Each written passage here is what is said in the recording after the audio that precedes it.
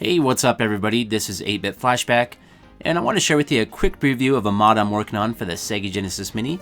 To do this mod, I'm using the Mega Drive Tower Mini setup that includes the Mega CD and the Sega 32X attachments.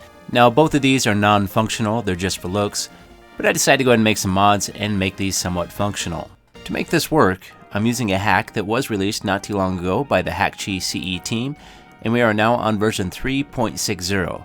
And this does offer support for the Mega Drive and the Sega Genesis Mini.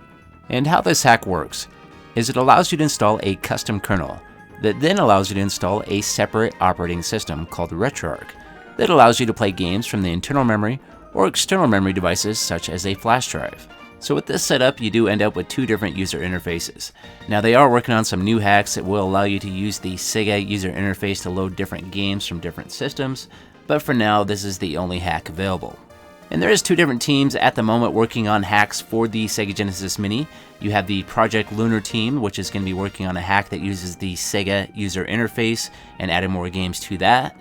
And they also have the Hack-Chi CE team, that's going to be the one I'm displaying today, that uses the Retroarch user interface.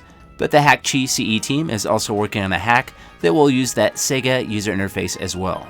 So to make my mini Mega CD functional, I've installed a USB flash drive inside the case, along with the OTG adapter to branch the power output back to my Sega Genesis Mini.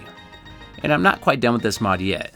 I still have some other plans for it, such as a red LED light for the mini Mega CD. And I also want to make the mini 32X functional by connecting it inside the cartridge slot. Plus, I also want to make the mini Mega CD connect on the side just like the original did. And once I have all these mods done, I will do an update video and show in detail how I did all these mods. As far as the Hack-Chi CE 3.60 hack goes, it's working fairly well for me, but it does have some minor issues.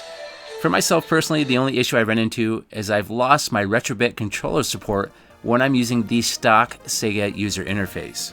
But when I'm using the Retroarch user interface, my Retrobit controller works just fine. As far as the gameplay performance goes, when testing out Sega CD and Sega 32X, it seems to be doing really well when using Retroarch. The frames per second seems to be staying really high, and I don't notice really any problems with the gameplay. And there is two different Sega Genesis cores that are available. There is the Genesis Pico emulator and the Genesis Plus GX emulator. And I would like to mention that I did have to add those cores manually. So even though personally I've not experienced that many issues with this hack myself, I have heard reports of other people experiencing issues such as HDMI output loss.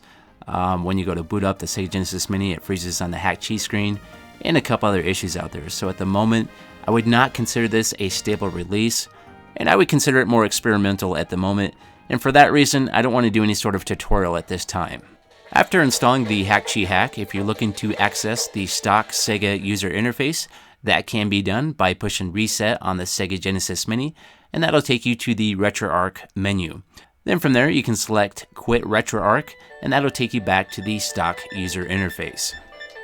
For those of you out there already familiar with the Hack-Chi CE program, it's fairly easy to figure out how to install this on your Sega Genesis Mini or your Mega Drive Mini, but I would recommend waiting until it's a little bit more stable because of the known issues it has right now. But with all that being said, I think they've still done some awesome work with this, and it's very cool to see this up and running on my Sega Genesis Mini. And I will keep you updated with the future hacks that are on the way, including the Project Lunar hack, and more hacks for the Hack-Chi CE program. Okay, if you could, hit that like button for me, and have yourself a great day, and I'll see you next time.